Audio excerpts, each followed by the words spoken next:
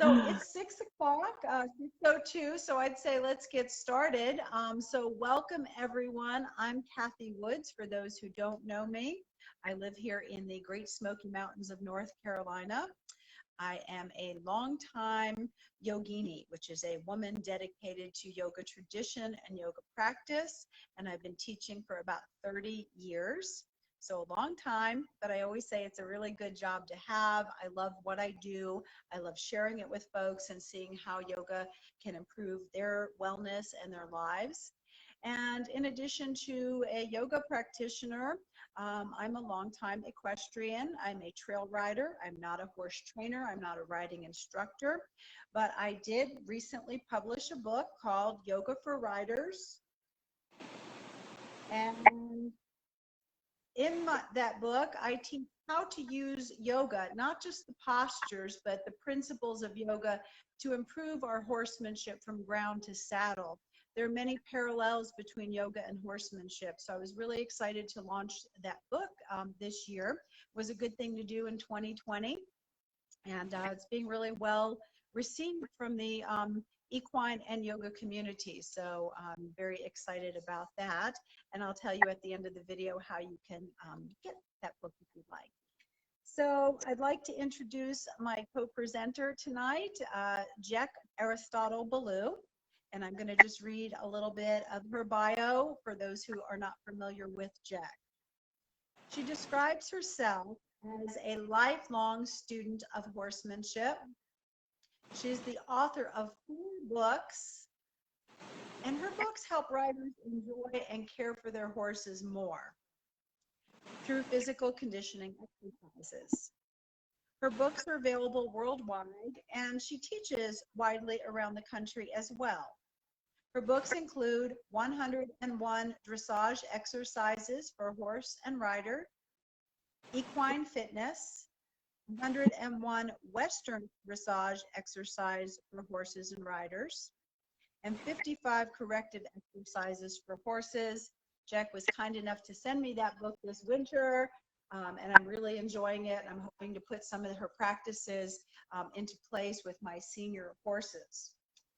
So we are here tonight to share a topic with you called Getting Better by Being Better. And this is our, I think, second or third time that we've collaborated, and we're really enjoying this because we're finding there are so many parallels to our work.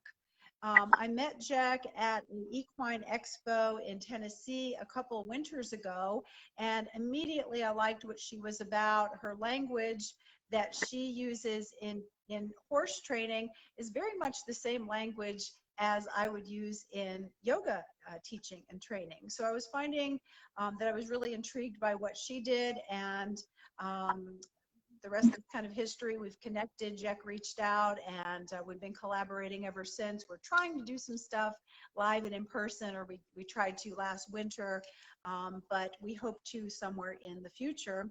In the meantime, here we are live on Facebook, and we're going to talk tonight a topic that can apply to both horses and humans. So Jack, before I lead a centering meditation, do you have anything you'd like to add?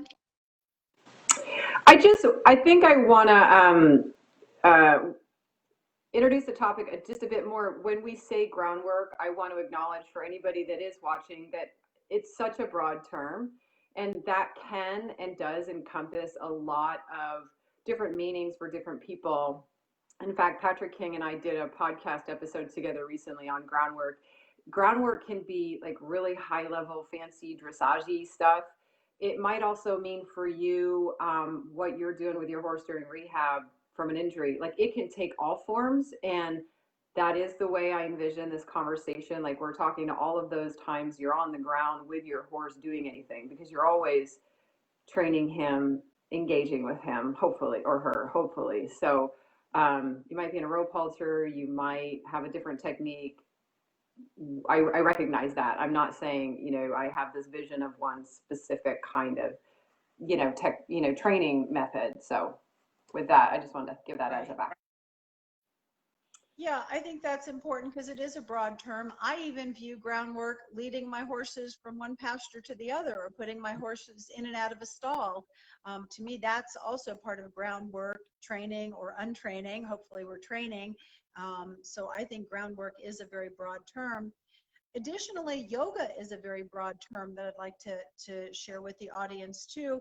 Most people think of yoga as just the postures, the poses, because that's what the media really promotes, but the whole of yoga encompasses so much more of mindfulness, meditation, breath work, observances that someone living a yogic lifestyle would observe, inward and outward observances. So I want to say that as well, that when I use the term yoga, please understand it as the whole of yoga.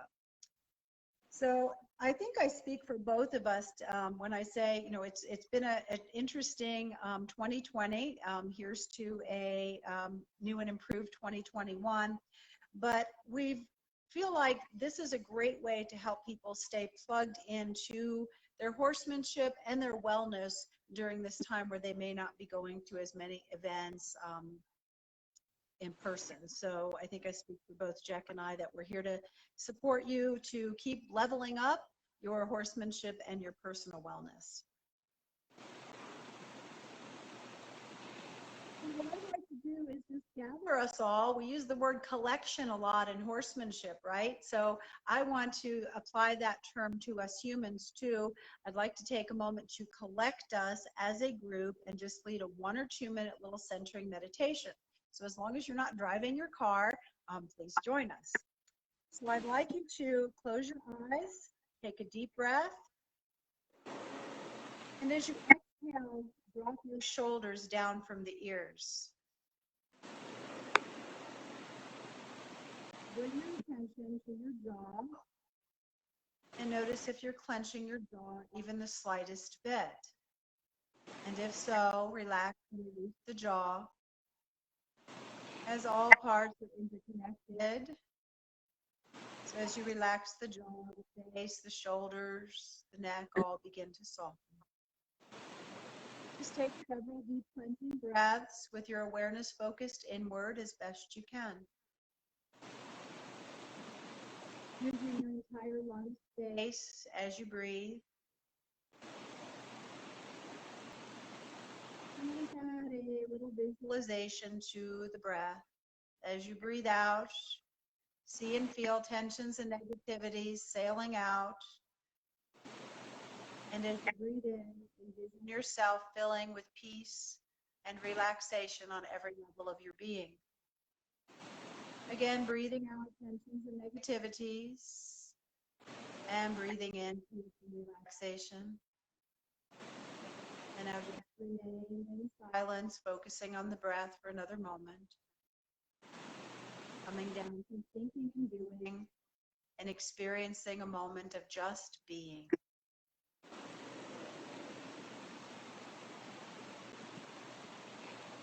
And slowly allow the eyes to open. Take another deep cleansing breath. And just notice if you feel any different from just that little inward quality time. If so, shoot us a thumbs up and let us know how you're feeling. So we're going to get on with our topic.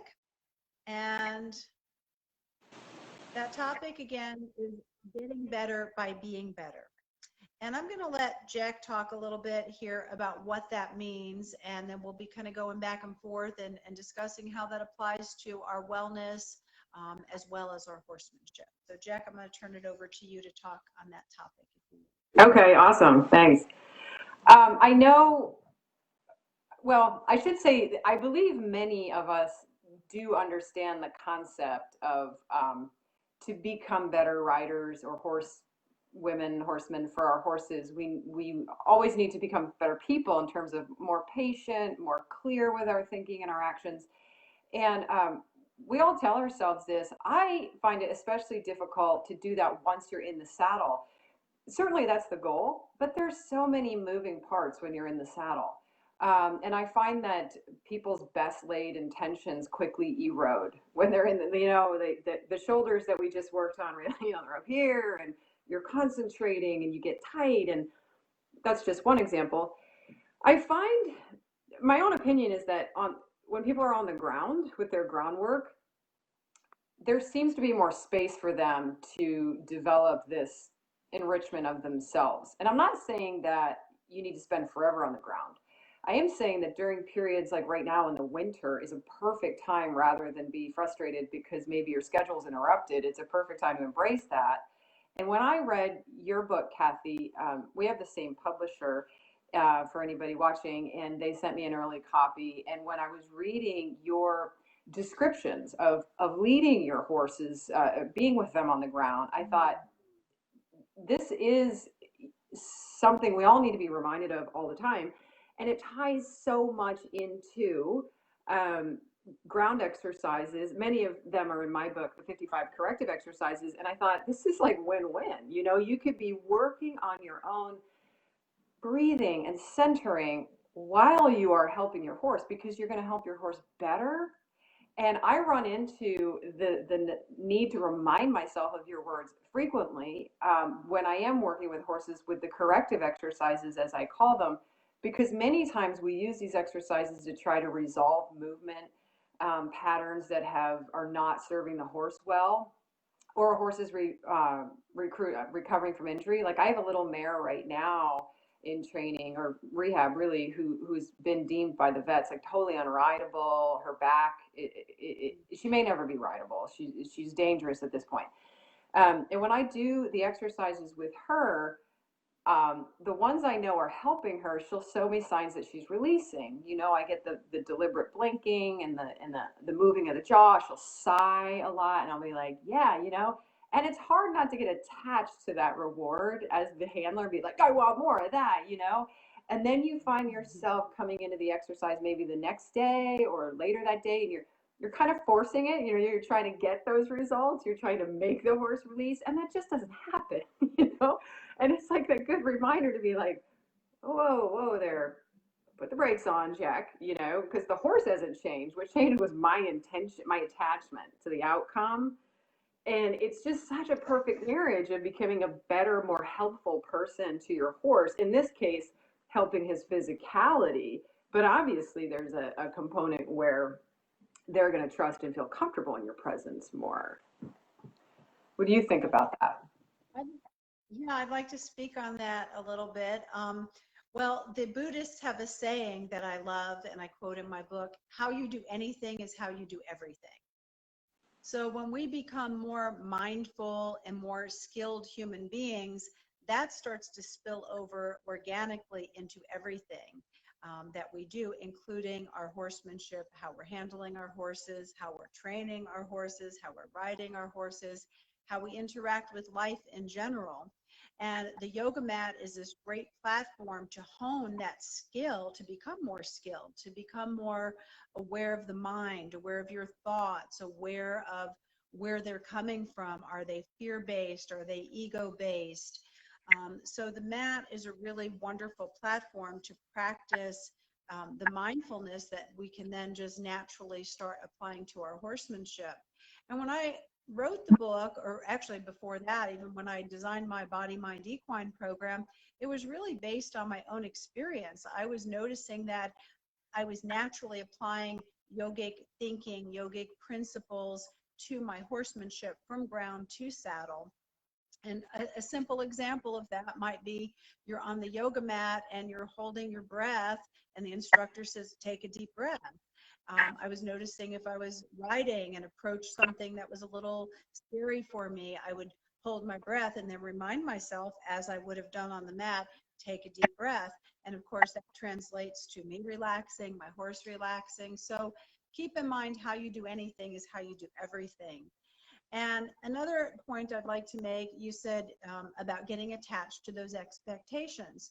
We do that in meditation and yoga too. We might meditate, and one day we have this like great, deep, still meditation, and it was so rich. And the next day we get on the mat and it's not the same thing. And we're wishing it was, and we're frustrated because it's not. but so many things factor in. So I always tell people, don't be attached. It's okay to have the little expectations, but the attachment to those expectations is really what gets us into trouble, because every day we're different. Our energy is different every day based on how much rest we've had, what physical activities we've done, what we've eaten. So our energy is going to affect the outcome of not just our meditation experience, but our experience with horses as well. So when you were talking, those were kind of some parallels that came to my mind. I love that. The other aspect I was really zeroing in on as I was listening to you just now is, for me with groundwork, there's a lot of observing that we try to do to see how the horse is responding behaviorally, but also with their body. Obviously, when you ride them, you're observing too, but much of how we ride, at least in dressage, is your feel. You feel the horse's movement underneath you and how he's carrying his body. And it's a learning curve to learn those feels, but it's a very physical thing. Whereas I feel like on the ground, it is such a wonderful chance, as we're talking about here, to improve, become a better human, and therefore better for your horse, because you're constantly looking at the horse. Where's his head and neck? What's the state of his back? Are his back muscles tight? Is he crooked? Is he even paying attention to you? Is he over there looking at his buddy? You're constantly observing, observing, observing, and that is something I feel like all of us, just the paying attention. Boy, I know I need it every day. Right, right. Observing the mind and observing surroundings. I talk about that in my book too, of, detecting ambiance, detecting the energy of situations. So it's not just observing physically, it's also, I would say, observing energetically. In your training, you're seeing what energy is there with the horse as well as Mhm. observing the physical. Now, that's something meditation teaches us, is to observe, to be keen observers, observing the mind chatter, observing the breath, observing when we wander.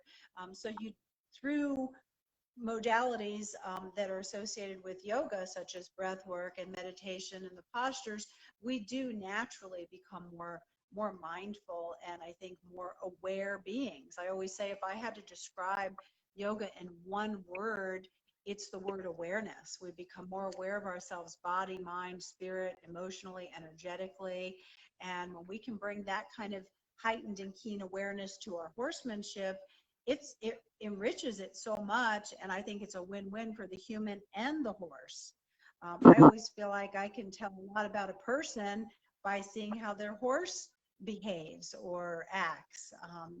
So I think, our energy does interact with all beings, not just horses. So I think that's an important point to remember. Yeah, yeah, it is. I'd like to talk a little bit, Jack, about how we become more skilled people, more skilled humans, and what that looks like. So I want to invite the audience to think about, what does it look like for you to be better on not just a horsemanship level, as a human? What does it look like for you to be better? Does that look like meditating more? Does that look like cleaning up your diet a little bit? Does that look like exercising? Does that look like practicing kindness? So what does it look like to you? So I think it's important for each individual to discern, what does getting better look like for me? Because we're all different and we're all working on different things. So that's an important thing to ponder. What does that look like? And then what proactive steps can I take to better myself in those areas? So that's just a little takeaway that we you all to maybe look at as homework, pondering, what does it mean to be better, a better human being, a more skilled human being, and what can I do to achieve that? Yeah, I love that. Thank you for that homework. I know last time we chatted, you left us all with a little, a challenge might be the wrong word, but a question of if we would practice meditation for a few moments every morning. So that was fun, and I did it. I don't know if anybody else who's in the chat room was with us last time, but that was a fun reminder. So I took the challenge, Cathy. I did. I meditated every morning. It was good to get back into a practice because for years I've had a regular practice, but as I've gotten busier with work stuff, it has definitely fallen by the wayside. So this has been good reconnecting. Right. Yeah, it is. It is good. It's good stuff.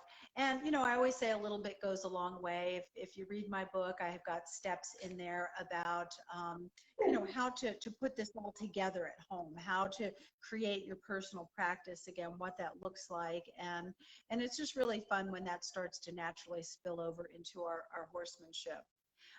The last conversation Jack and I had was about taking, small steps, but how those small steps really build on themselves. And I want to just tap on that again because I think, people say, well, I want to get better in this area or that area, but how do I do it? Well, building resilience is really just like building any other muscle, right? So the more we commit, we practice, we set intentions, those muscles build and we become more proficient at incorporating those aspects into our lives that can make us better humans. Yeah, thanks. I also like to say commitment eliminates all indecision. That's a quote by Yogi Amrit Desai, who was my yoga teacher. Commitment eliminates all indecision. And we can apply that to ourselves and certainly to our horsemanship, right, Jack? Yeah, yeah, for sure. Because if the commitment is not 100% there, then I think you become willing to not be as thorough in your horsemanship. And sometimes you can have holes in your training and you get lucky, but a lot of times you don't get lucky. You end up in a bad situation with the horse, or you end up with the horse injured, or any number of outcomes. So that commitment, I think, leads to being all in, which is Yep, necessary with these animals. I think so. Yeah. You posted something on our event that I really liked. You had asked a question to get viewers to kind of ponder before, and I'm sure I'm not quoting it verbatim, but it was something like, what are you doing your groundwork similarly to your writing, or there was something to that effect. Can you speak on that a little bit? Yeah, I'm just interested. I learn so much from my students all the time, and mostly it's how they approach things. Like, for example, I've known students who follow a certain trainer, like a famous trainer, um, who has, YouTube videos or whatever, and they try to sort of do what that person does on their own at home. And it might be a wildly different style of working with their horse than what they do when they get on. So, for example, it might be like a huge emphasis on getting the horse like calm to the point of being like asleep, actually, like not just relaxed, but the horse is like tuned out, bored, calm. But they'll do these maneuvers to get the horse to that state on the ground kind of every day.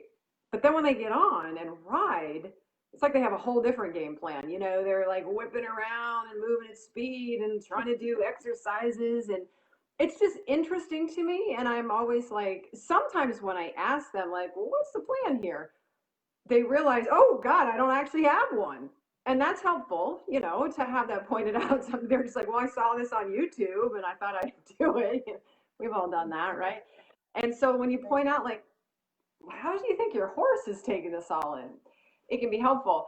But then other times I've had riders um, do a little pre-ride routine groundwork, and it's something that you might do with like a young horse, to make sure they're not like going to buck you off when you get on them. But the horse will be like 15 years old, and I'll say again, like, well, why are you doing that groundwork? What's the purpose? And they'll admit, well, actually it's more for me.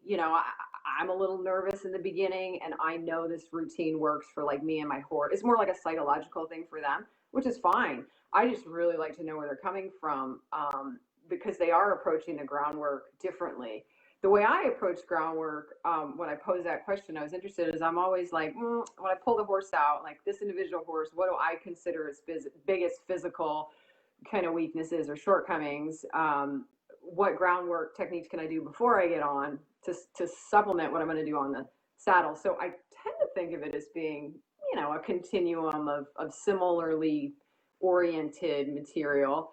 But I'm always interested in people's approach because it is just important to have a plan. And if you have a Yeah, plan, that's great. But if you don't have a plan, maybe stop and think about it right. for a second.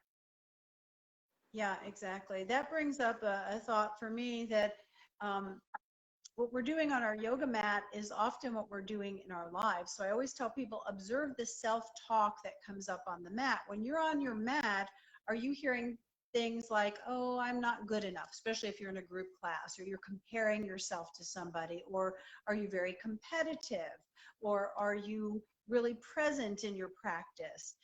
And then notice when you're off the mat, if that's still the same self-talk that's present.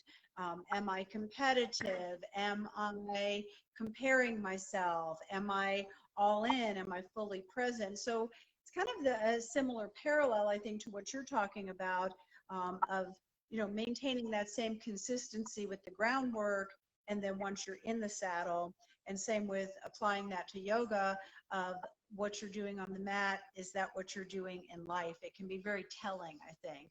And as you say, it's interesting to observe. No judgment. We're all in this human form, and we all have lots of different stuff going on. So no judgment, just an interesting observation. And I think the more that we start observing ourselves, not judging, but observing ourselves, the more mindful we become, and the more we can then course correct when we feel like we're a little bit off on something. Yeah, yeah, it's great. I want to talk a little bit about intention setting. I know we're a little limited on time here, so I hope that you all will get a copy of Yoga for Writers. But chapter 11 is about intention setting. And intention setting, I think, applies to our topic tonight because it's a way to help you get better.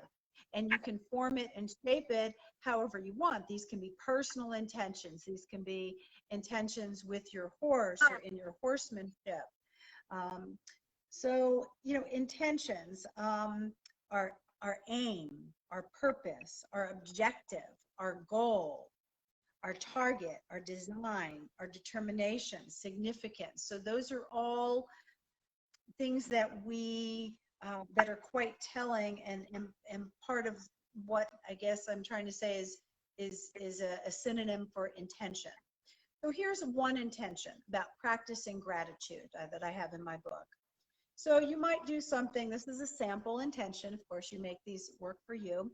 This could be something like, I want to practice more gratitude in my life to be better, become a better person. And the intention I wrote here was, I call to mind all that I am grateful for at this moment. I pay attention throughout my day for opportunities to practice gratitude. I am thankful for all that I have, all that I don't have, all that I will have, and all that I won't have. I give thanks for simple things that can easily go unnoticed, such as breath, shelter, sunshine, and family. So that would be maybe an intention that you would put into your own words, and you would read that intention in the morning or through several times throughout the day. And again, these can be intentions that apply to your horsemanship as well. I want to work with my horse 4 times a week. I want to do Jack's corrective exercises X amount of times, and you put these into intention form. And there's a lot of power to intentions, I believe. Yeah, that could be our next talk, Kathy. I think that's really key to, Yeah. I mean, the power of intention, it is powerful.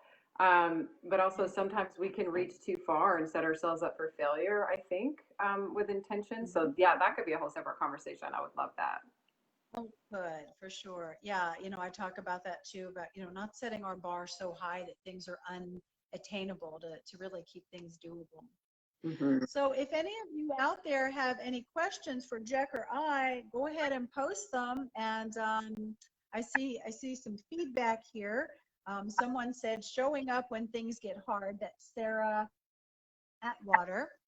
And that's so true, Sarah. I say that about meditation and yoga too. Those are really the times to show up when things are kind of feeling a little bit challenging or hard. So showing up is half the battle, and same with your horsemanship. Just showing up, making that commitment again. So thanks for that, Sarah. Anybody else has anything? Go ahead and and type in your comment or question.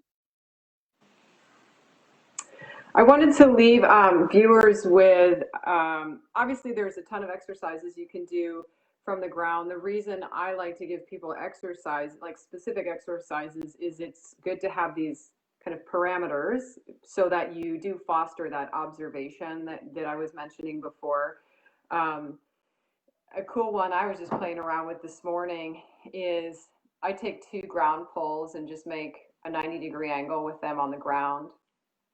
And then you stand your horse in the middle here, in the point of the 90 degrees, and you just do a turn on the forehand back and forth, aligning his body parallel with one pole and then over to the next pole. The thing is, if you get too big with your body language or over cue him, he'll step over and across the poles, right? But you want him to stay like a windshield wiper between the poles.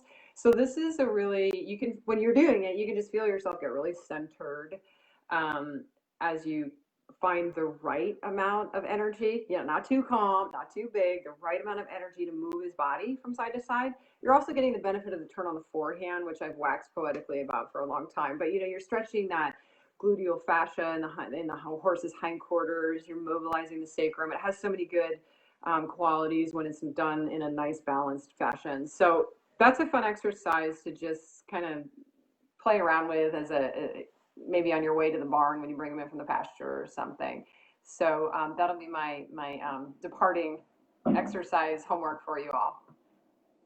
I love it. And Jack, what I love, your exercises are so doable. When I first became aware of your book, I'm like, oh, these are going to be really challenging, hard exercises, and you need an arena or a round pen. And, they're just so practical. And that's really what I like about your teaching. Very doable, very practical. You talked about an exercise in our last conversation that I've actually used with my horse. That was another one of these little simple takeaways. And just to talk a little bit, what you just said about using too much energy, in yoga, the yogi says only use as much energy as needed to complete a task. We say that in horsemanship all the time. So you're saying if you're putting too much energy, too much body language, the horse is going to step over the pole. So that's also a good exercise for the human to gauge and manage their energy. Yeah, I love it. Yeah, it's fun. Well, I want to encourage everybody to work on getting better by being better. Ponder what that looks like for you. Make a plan going into the new year and make your wellness paramount this year. And you're going to see that that filters over in all that you do. Remember, how you do anything is how you do everything. And happy intention setting and happy committing and happy new year, everybody. Yay. Thank you, Cathy. This is super fun. Thanks, Jack. See you soon. Bye. Bye, everybody, and thanks for attending.